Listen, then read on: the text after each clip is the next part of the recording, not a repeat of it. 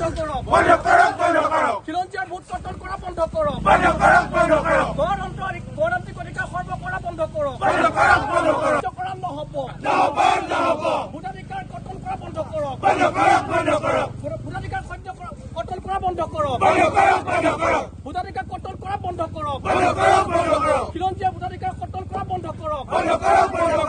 এই অন্যায় সহ্য কৰা নহ'ব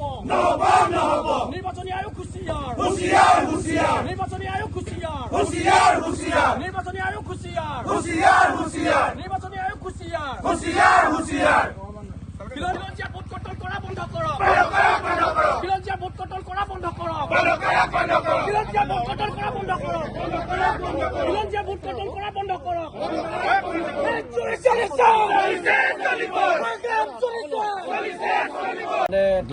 প্ৰতিনিধি হিচাপে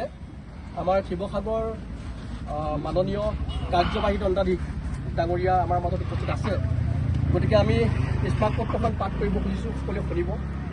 প্ৰতি মাননীয় নিৰ্বাচনী বিষয়া শিৱসাগৰ জিলাৰ মহোদয় সংগ্ৰামী অভিবাদন গ্ৰহণ কৰিছে আমি জানিব পাৰিছোঁ যে শেহতীয়া নিৰ্বাচনৰ প্ৰাক্ক্ষণত ভোটাৰ তালিকাৰ বিশেষ সংশোধনীৰ নামত এক অন্যায় সাধন কৰা হৈছে অসমৰ বিভিন্ন ঠাইৰ লগতে শিৱসাগৰতো কেইবা শতাধিক খিলঞ্জীয়া লোকৰ ভোট কৰ্তন কৰি গণতান্ত্ৰিক অধিকাৰ সৰ্ব কৰাৰ চেষ্টা কৰা হৈছে জীৱিত লোকক মৃত সজোৱাৰ লগতে স্থানান্তৰ নোহোৱা ভোটাৰক স্থানান্তৰ দেখুৱাই এক বিসংগতিপূৰ্ণ ভোটাৰ তালিকা প্ৰস্তুত কৰা হৈছে এনে অগণতান্ত্ৰিক আৰু বেআইনী কাৰ্য গৰিহণা জনাই অহা 7 দিনৰ ভিতৰত এটা বিসংগতিপূৰ্ণ ভোটাৰ তালিকা সঁচা অৰ্থত সংশোধন কৰি জীৱিত আৰু স্থানান্তৰ নোহোৱা খিলঞ্জীয়া লোকক ভোটাৰ তালিকাত অন্তৰ্ভুক্ত কৰাৰ দাবী জনাব অন্যথা আমি তীব্ৰ গণতান্ত্ৰিক আন্দোলন কৰিবলৈ বাধ্য হ'ম হ'ব দিয়ক পৰৱজ্যোতি দাস সাধাৰণ সম্পাদক এখন শুদ্ধ ভোটাৰ তালিকা প্ৰস্তুত হোৱাত বা শুদ্ধ ভোটাৰ তালিকা হোৱাত কাৰো আপত্তি নাই কাৰো বিৰোধো নাই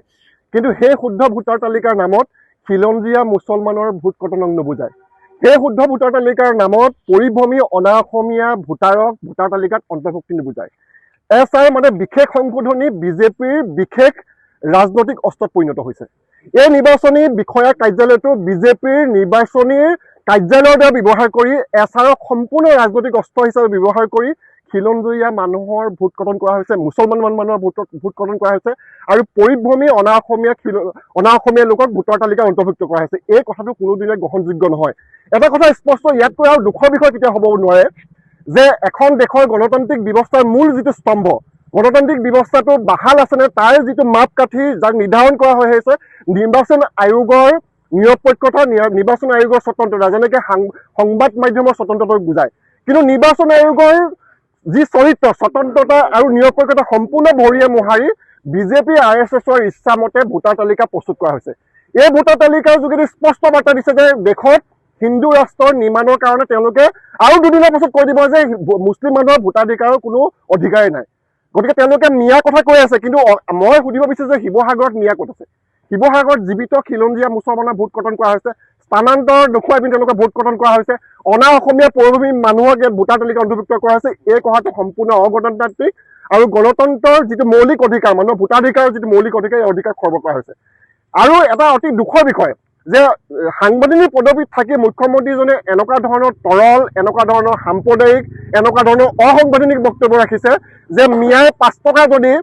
ৰিক্সা ভাড়া তাক 4 টকা দিবলৈ কৈছে এই ধৰণৰ তৰল সাম্প্ৰদায়িক উত্তেজনা সৃষ্টি কৰিব পৰা বক্তব্যৰ পৰা দূৰত থাকিবলৈ অনুৰোধ জনাইছোঁ আৰু এটা কথা আপোনালোকৰ মাধ্যমৰ যোগে সুধিব বিচাৰিছোঁ যে ভোট কৰ্তন কাৰ কৰা হয় মৃত মানুহৰ আৰু বিদেশী মানুহৰ ভোট কৰ্তন কৰা হয় মুখ্যমন্ত্ৰীয়ে কেতিয়াও বিদেশী শব্দটো ব্যৱহাৰ কৰা নাই মিয়া শব্দটো ব্যৱহাৰ কৰিছে তেওঁ ডাইৰেক্টলি কৈ দিলে হয় যে ভাৰতবৰ্ষত মুছলমান মানুহৰ ভোটাধিকাৰ দিয়া অধিকাৰ নাই ভোট দিয়া অধিকাৰ নাই এই কথাটো স্পষ্ট কৰি দিয়ক যে আমি আপোনালোকৰ যোগেদি সুধিব বিচাৰিছোঁ বিদেশী ভোট কৰ্তন কৰা আপোনাৰ সেই সাহসটো আছে নাই নে বিদেশী ভোট কৰ্তন কৰা আপোনালোকৰ সাহস নাই বা আপোনালোকৰ সামৰ্থ্য নাই সেইকাৰণে মিয়া মানুহক ভোট কাটি পিনি মুছলমানৰ ভোট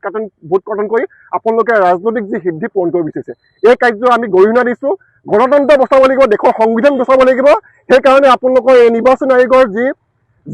স্বৈৰচাৰী যি উদ্দেশ্যপ্ৰণোদিত যি কাৰ্য তাৰ বিৰোধিতা কৰিছোঁ আৰু আমি শিৱসাগৰ নিৰ্বাচন আয়োগক নিৰ্বাচন বিষয়াক আমি 7 দিনৰ সময় দিছোঁ যে যিসকল শিৱসাগৰ খিলঞ্জীয়া মুছলমান ভোট কৰ্তন কৰা হৈছে জীৱিত লোকৰ তেওঁলোকক এই তালিকাখনৰ অন্তৰ্ভুক্ত কৰি বিচাৰিছোঁ আৰু বাৰে বাৰে কৈছোঁ শুদ্ধ ভোটাৰ তালিকা মানে মুছলমান মানুহৰ ভোট কৰ্তন হ'ব নোৱাৰে অনা অসমীয়া খিলঞ্জীয়া মানুহৰ ভোটৰ অন্তৰ্ভুক্তি হ'ব নোৱাৰে এই কাৰ্য বিৰোধিতা কৰিছোঁ 7 দিনৰ সময় দিছোঁ অন্যথা আমি